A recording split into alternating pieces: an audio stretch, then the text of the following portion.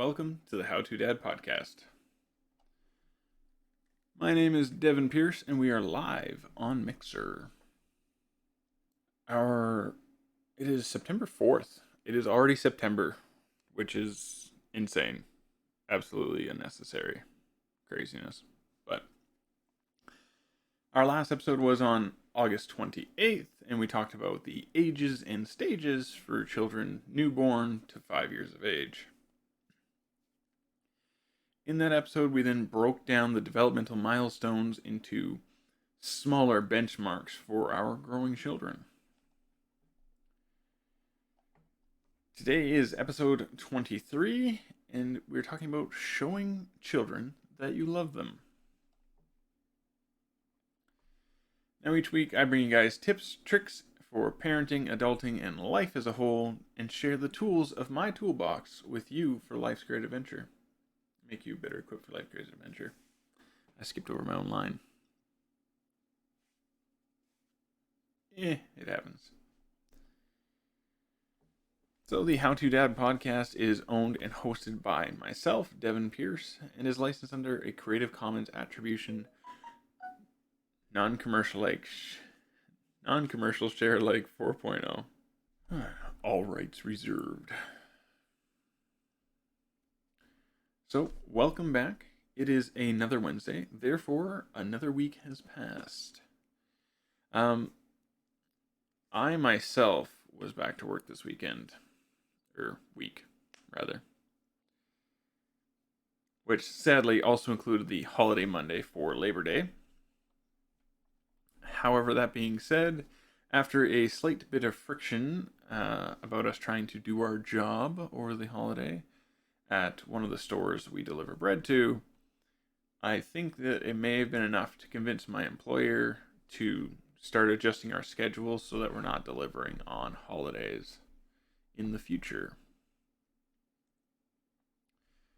Simply bringing more bread leading up to that weekend so that it can just be merchandised rather than delivering on those days. We don't deliver on Christmas anyways, but the other holidays, he was still delivering on long weekends and such. There might be a few other details we need to work out scheduling-wise, but I'm sure we're going to get it figured. This past weekend was also a camp-out in memory of my late aunt. We just went up for the evening, the one day, and visited with everybody. It was really nice to still see a bunch of people right before the kids had to get back into school. Didn't see much of that side of the family this summer. Weren't really around. The oldest boy in our household had his first day of school yesterday. And though I was told by his teachers he had a great day, we already noticed some poor habits returning from last year. I cannot say how many times I have heard from children in my house that they didn't have enough time to eat their lunch. I know that this is malarkey. They just don't think to prioritize the food in the time they're given. Much like myself, my children talk too much, so they should be eating, but they're busy socializing. And sadly, there just are not enough hours in the day to take one's sweet time to eat one's food. Usually, anyways. Anyhow, I hope y'all are having a great week. And that continuing forward into the new school year, your weeks improve. I've also realized that we've been really focused on the parenting side of the podcast in the last few months. And this podcast is supposed to be about more than just parenting. It's supposed to be about your relationships and adulting also. With that in mind, I am going to be looking for a few lessons and getting them together for those branches of the podcast. Nothing is set in stone at this time, but there will be something for next week's episode So my goal for this weekend is to get something put together that is either about relationships or general adulting things. What else do we got for this week, guys? Oh, I also want to say that I am thinking of adding something, whether it's some new feature or a new segment on the show. Though I may wait to start that in like season 2. I mean, if you guys want me to start adding something to it now, I'm cool with that too, but you'll have to let me know. I have some ideas as to what I might add to the podcast, but I'm not entirely sure. I also have a new idea for a different segment on the Dad's Class YouTube channel, which I can see that coming out sooner rather than later. I am still behind on videos I've already filmed for the Dad's Class channel. Hoping to get a bunch of those caught up my next set of days off. But we'll see how it goes. Alright. Let's get this lesson going. We are back into our Raising Responsible Children series. This one here is purple. It features a mother and father with a young daughter. And the topic is, again, showing children you love them. As with all of these little pamphlets, it is provided by the Parent Institute, and you can visit them online by going to www.parent-institute.com. Not very many websites do a dash in their name, do they? Usually it's just all squished together. Now, this topic, honestly, can be one of the hardest things we do with our kids.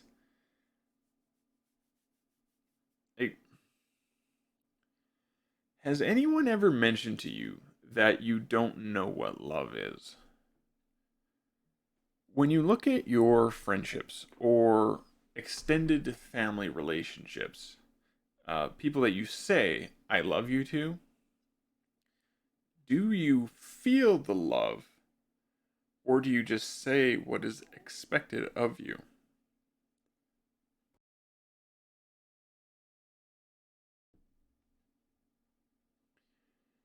For many people in our lives, we love them because we're told to, not because we actually feel love for them.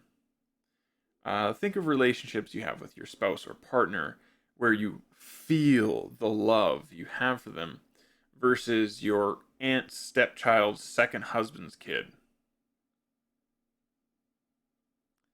Not the same, right? Now, I understand, guys, that love has different forms and there's different love languages, and that's all fine. I just wanted to try and establish that it can be kind of confusing as to what love is. Now, when you look at your kids who are learning so much from everything else because they are growing, and then on top of that, they're learning about something that many adults struggle with. It could be a bit hard to take that all in, right? When you pile it all together, we expect our children to learn a lot of stuff. And it's not to say that they can't, but it definitely can be difficult. And it's something that we should recognize. From that, we got to ask ourselves, why do we need to show our children love? Well, the clinical answer, the clinical answer is that a parent's loving attention is what provides a child with a sense of security and even self-respect or competence to develop physically, emotionally, and intellectually as they get older. This helps children achieve success in school and in life, in turn, helping them to become loving people themselves, which realistically is the greatest gift we as parents can give our children.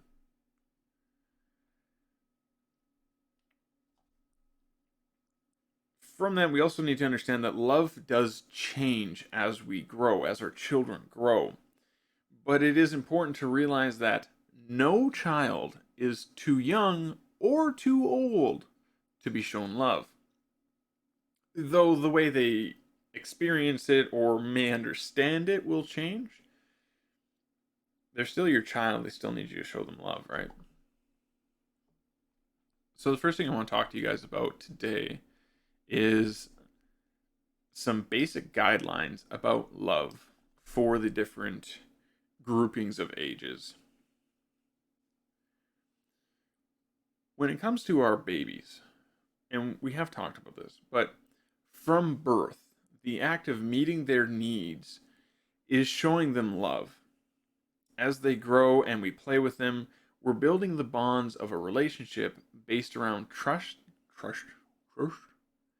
Man. We are building a relationship out of the bonds. Wow. Derp. Sorry, guys. Take two. From birth, the act of meeting a child's needs is showing them love. As they grow and we play with them, we are building the bonds of a relationship based around trust and compassion. As they get to the toddler stage, these are the ones who understand best that a parent's love is protecting them. With our rules and the limits we set for our kids to try and keep them safe, we also provide them the confidence to which they then explore the world around them. Preschool. I am having a time. More coffee.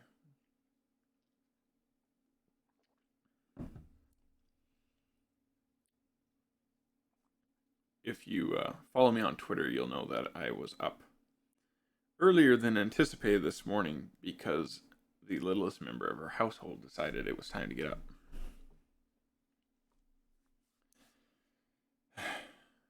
Preschoolers. Preschoolers are at the age where they have the verbal acknowledgement of love. This is where you can talk to them about the love you show them. I give you these big hugs because I love you so much. And this is also where we have the opportunity to show our love's longevity. When rules are broken or poor choices are made, you say things like, I'm not happy you colored on the walls, but I still love you. So don't worry about that. I still love you. But you need to understand that this was a poor choice. And I don't like this choice. Elementary to middle schoolers. This is an interesting combination. Usually when we do these pamphlets, they combine the middle schoolers and the high schoolers. So I found it interesting that elementary to middle schoolers were grouped together when it comes to showing them our love. These children often need to be reminded of the unconditional love we have for them. As they become more self-aware and often worry more about how things may make them unlovable. Simple things like mistakes or a bad grade on an assignment. So we need to reaffirm to them that our love is unconditional. This is also the age, too, where children understand the responsibility of being good to those we love.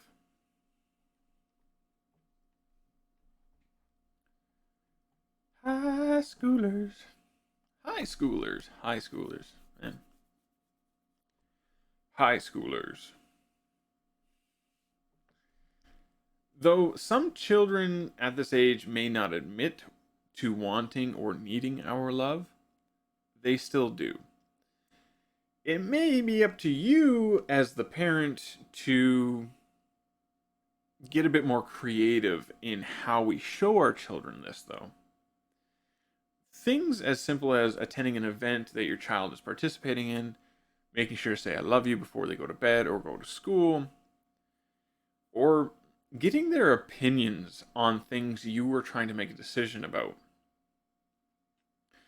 And that breaks down to showing a mutual respect, right? I respect your opinion because I love you.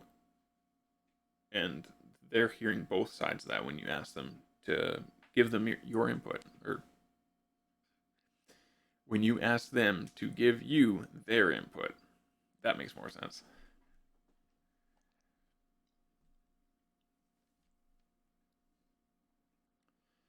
Also, as a key part to this, you want to ensure your children know they can come to you when they need to. And we haven't mentioned this before. I think it was actually the last Raising Responsible Children series episode. Adults. Yes, your adult children. And I don't really mean your spouse here, but this doesn't not apply to them either. Once your children are adults, finding ways to show them that you love them may seem hard to do, or maybe even intrusive, but honestly can mean the greatest amount of difference in how they perform in the world. Knowing that at the end of the day, no matter how bad it may have been, they still have you in their corner is a really powerful thing for your children. So be sure to keep showing them love even as they explore adulthood.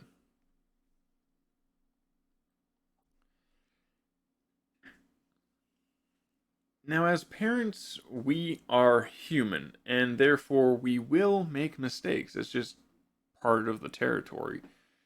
When it comes to providing a loving home, there are a few common mistakes we want you to be aware of so you can try your best to avoid them.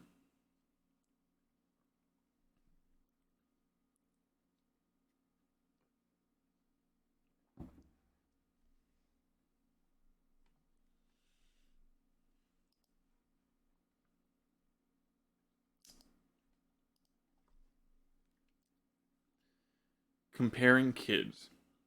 Even though they may be made from the exact same parents, which means they have the exact same DNA to draw from, every child is their own person.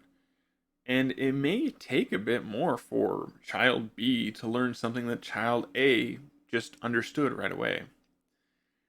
Instead of focusing on their shortcomings, try helping them find and develop the things they are good at. That way you can give them a positive thing to focus on, right? You can still work on where they're falling short, but don't make that the focus. Targeting the child and not the behavior. It's perfectly fine to criticize your child's actions and help them learn from mistakes they've made. We want to help them grow. That's how it works. From that also, we don't want to be labeling our children, you're bad, you're dumb. They are not dumb. They are not bad. Their actions or words were bad or poorly lacking in intelligence. They choose to act poor or they choose to act bad when they know they could have chosen better. So that is something you need to focus on, the behavior, not the child. Additionally, Nicknames that poke fun or draw attention to an issue the child is having is also something you need to avoid. As children will start to live up to the expectation of them being labeled that way. Well, everybody thinks I'm dumb, so I guess I'm just dumb, and I won't ever learn nothing because I'm dumb. That is a real thing. And many people don't realize how impressionable something like that can be on your kids. And it doesn't take this being a reoccurring instance for it to affect your children. You could slip up once and call your child dumb and ruin their self-esteem. Not just for the day either. We've talked on this before. When you make a mistake like that, guys, you have to own up to it. Say, listen, I'm sorry I called you dumb. I was feeling upset. I was feeling angry at the choice you made, because the choice shows that you were choosing to be lacking in intelligence. You know there is a better way to do this. We've talked about these things, right? And that is where daddy's frustration comes from, because daddy knows you are smarter than this and that you could have made a better choice. And I'm sorry that I insulted you. You are not dumb. You are smart. You made a poor choice. Reconnecting and re-strengthening your relationship with your child in that moment, and you're also teaching them that you love them in that same instance. There's so much stuff going on there in that one little conversation. Those conversations are huge to showing our children that we love them. I totally went off script for that, but that was an important lesson that came to mind.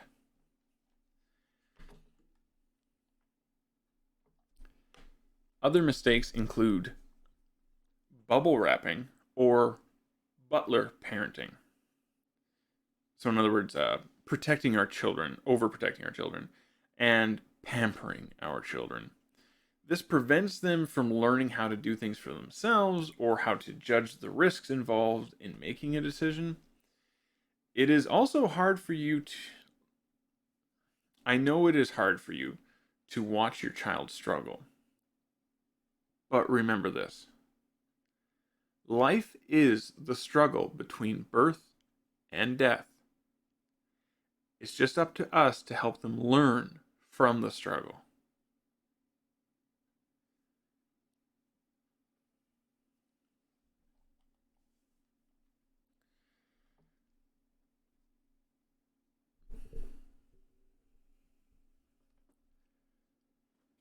Lastly, a common mistake is giving into our children, especially when they are trying to guilt us into giving them what they want or doing something that they want done. You need to remember this is a trap. You need to express to them, I still love you even though you're not getting your way. And it is out of that love that we are not doing this, we are doing that, or you are not getting this right now because of this. You gotta stand tall and strong. Your children will find ways to work you. They are the greatest of con artists. Stay strong. I've already kind of touched on this next bit a little here, but that is unconditional love. This is when it is the hardest to show your love, you make an effort to do so. These instances can come from your child making a mistake or having bad grades. Maybe it's just because you had an argument with your child. This is important because you show them that you still love them, or you tell them that you still love them. It helps your children focus on learning from the problem instead of being weakened by the problem. Easiest way to show that your love is unconditional is when you're in the midst of a difficult time or conflict with your child, stopping it and just being like, Right now, we are arguing, and that's fine. We have a difference of opinion. I just wanted to remind you that even at the end of this, I will still love you. It can also be a great way to diffuse a situation if you're getting caught in an escalation trap. You don't even have to get that detailed either. If you just want to say, I am listening to you, I just want to say, I love you. Especially if they're going on a rant, you want to be polite about how you interrupt them, right? Or wait until it's your turn and start with, I love you. However,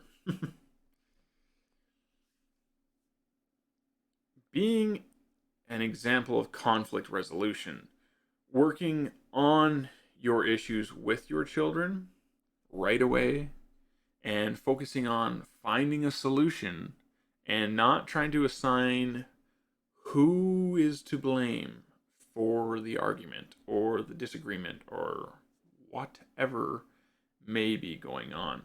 Furthermore, we want to help them learn from their mistakes by showing them how they can be better people. Asking simple questions as to what could have been done differently for next time, or maybe inquiring as to what it is that they've learned from a situation or a mistake they've made, are helpful steps towards that. The biggest one in showing your unconditional love, as far as I'm concerned, is remembering to forgive your children. No matter what you are butting heads over, give them a hug, reminding them that you love them. Once everything is said and done, showing to your children that you don't hold a grudge just because you had a disagreement, or whatever the case may be, and also expressing to them that you know they can and will do better. This is huge. And that goes back to the same thing I was talking about earlier, where you're repairing your relationship with them because you love them. We all know the importance of saying, I love you, as a verbal way of acknowledging our emotions towards another person. But there are more ways to show our love with the words we use. Some examples of this are, I know you can do it. I trust you. What do you think? I am happy to see you. You did well, and I'm proud of you. You're really working hard. Good job. You made my day. You can also elaborate on these next couple of examples, finishing these sentences as it were. I admire you because something special about you is you are so good at. Thank you for. Now, of course, there are other words or expressions you can use to show your children that you love and care for them. And this was just a few examples, just to kind of get your mind in the right setting. Now, of course, not everyone is about words. Some people really do need you to show them with actions that you love them. Showing our affection to our children, whether it's hugs or kisses, pats on the back, or a little tousle of their hair, being true to your commitments. If you make a promise to be somewhere for your child, you be there. If you take on a responsibility on their behalf, you follow through and you get it done. Some other ways you can show that you love your children is to treasure their memory. Whether it's displaying things on your fridge or on your wall, it could be a photo, something that they've done.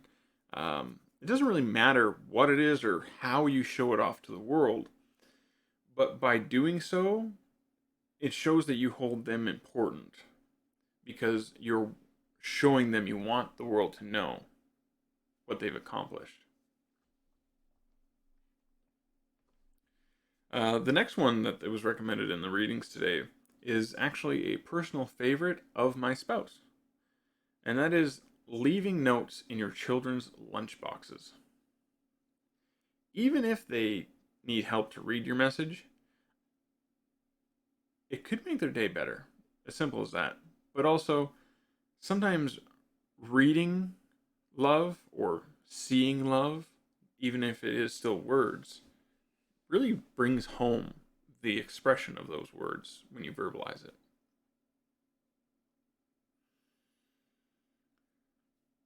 Also, guys, find other creative ways to do nice things for your kids, like sending them a card in the mail or planting a tree in their honor.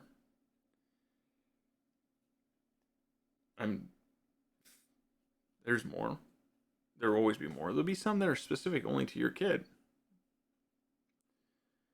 Lastly, and this one might take you a little bit by surprise, but promoting physical fitness by getting yourself in shape.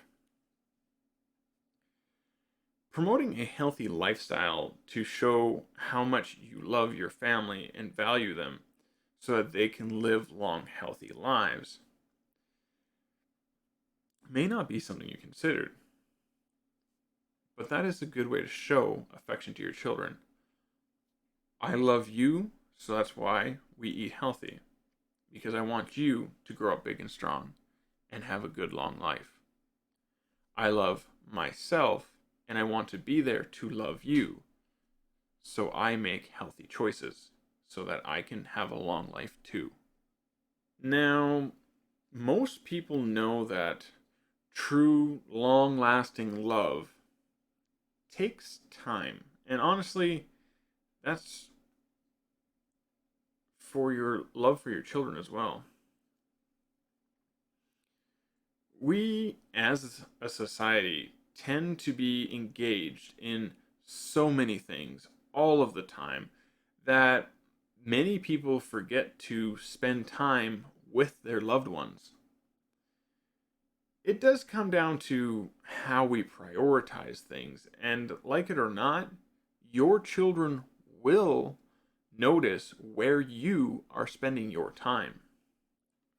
I've read on so many different parenting websites or pamphlets and other source materials how various studies have shown that the thing children want most is time with one or both of their parents.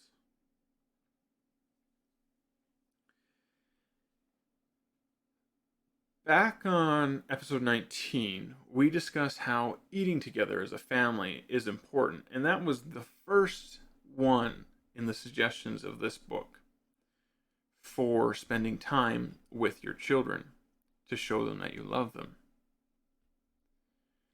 What I love about the list provided in this book is that many of these things are stuff that most people do instinctively. But I'm going to still bring them up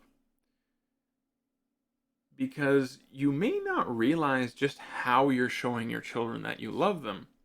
And sometimes it takes a person drawing attention to something for you to realize how important it really is.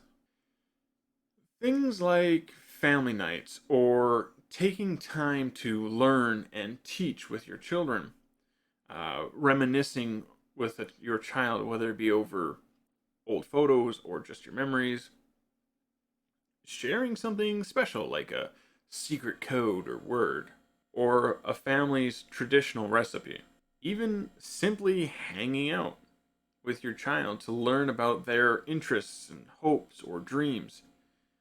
You can even learn about what worries them. Letting them take the reins to teach you about them. Other stuff is like taking time off of work to be involved in something that involves your children. Whether it's an event or a school trip that your child has an interest in, it doesn't need to be any one specific thing. Even if you just go down to the school one day to volunteer for something the school's doing, that can show a lot of appreciation for the things your child is doing. Above that, we need to be taking the time to admire our children, whether we're watching them play a sport or a game of some kind or acting in a play. Maybe it's even just taking the time to read an assignment that they're proud of.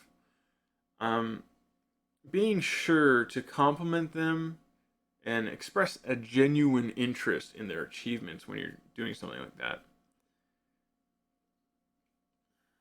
This particular handout also goes into detail about how to listen and talk with love. This is something that we have discussed with the other books in the same series, I do believe.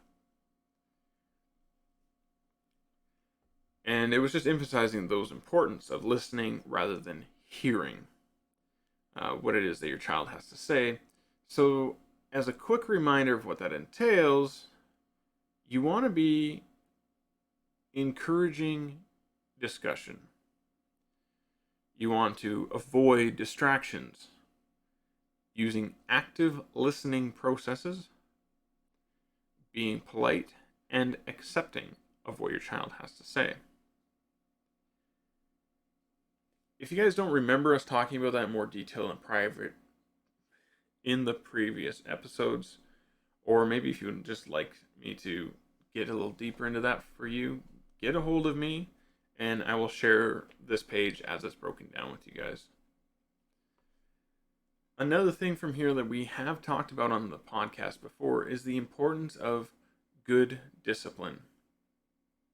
In that same episode, we also describe the differences between discipline versus punishment and how we go about having it in our children's lives. So again, I'm just going to short form this for you guys as a bit of review, and won't be expanding on this too much. Explaining to our children their limitations, such as, I'm limiting your TV because, right? We want to be complimenting their good behavior, drawing attention to it to emphasize the importance of it. We want to be consistent in how we enforce the rules, which, if you have established family rules listed, you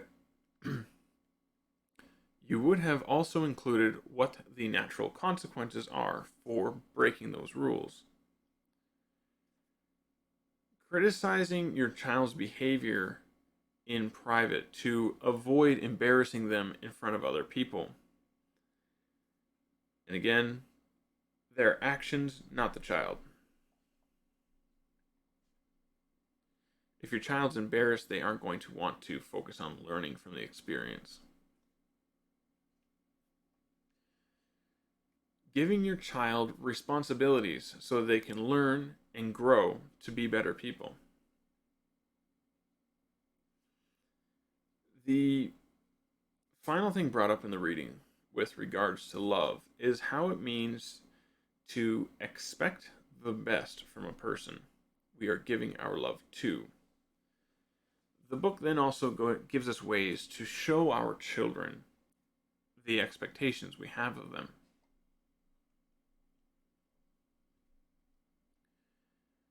Be specific. Don't beat around the bush. Tell them exactly what you want of them. Be reasonable. Thinking of your children's abilities and limitations before you set out an expectation.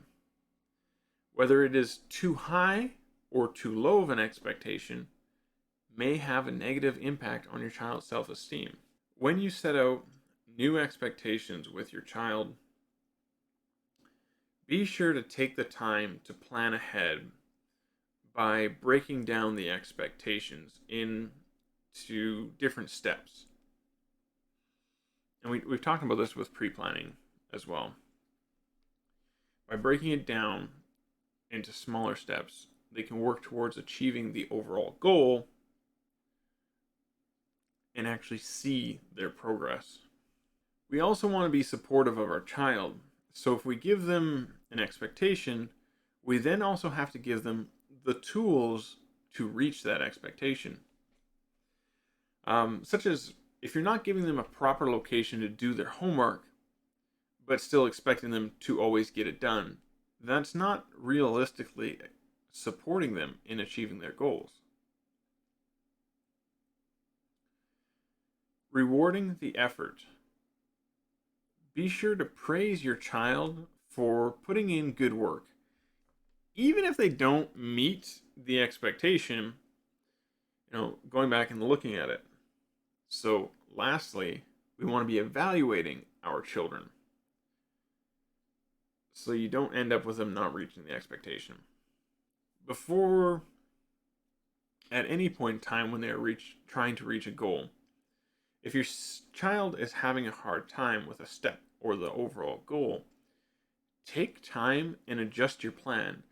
Change the expectations, or maybe take a step and break it down further so that they can work through it a little easier and show that they have made some progress. Or maybe they're flying through everything because you made it too easy, and maybe you need to expect a little more of them, and that will help them grow too. At the end of the day, as long as you are doing all that you can to make your children feel loved, you're doing right by them in this regard. I hope that this episode has given you guys some ideas, or maybe some affirmation of things you're already doing with regards to loving your children. Now, this week's question I have for you guys: in what ways did your parents show you that they loved you? And to answer my own question,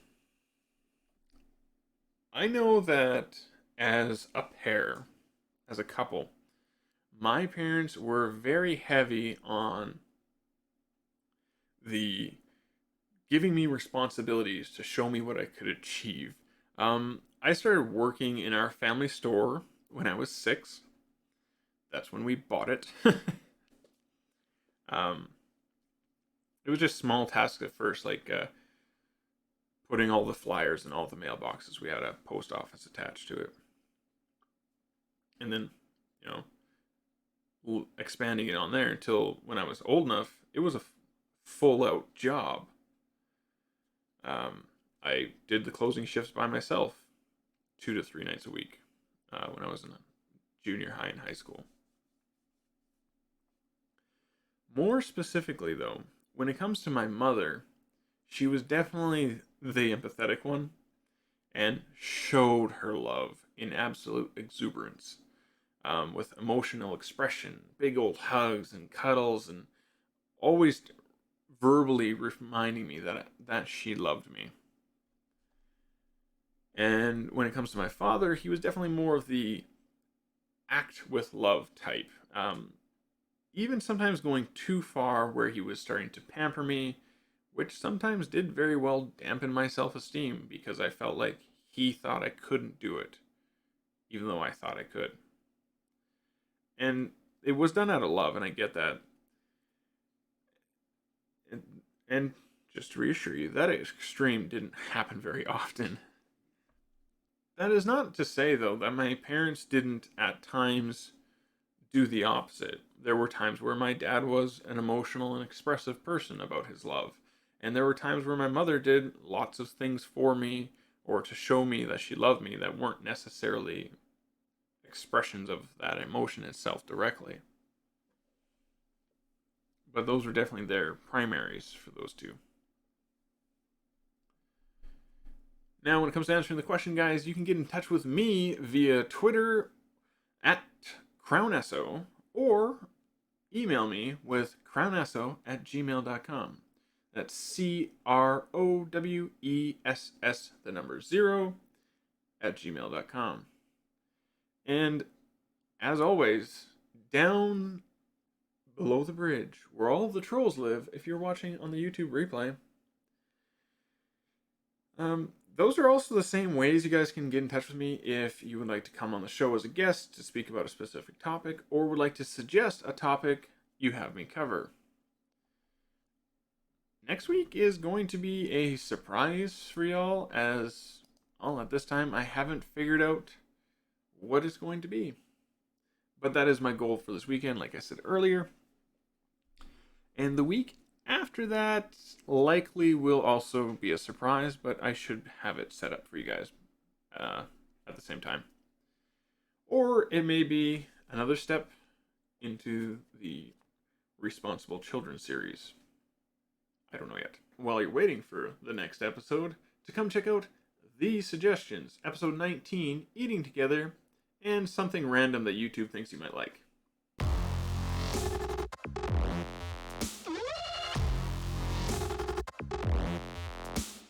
Come on now.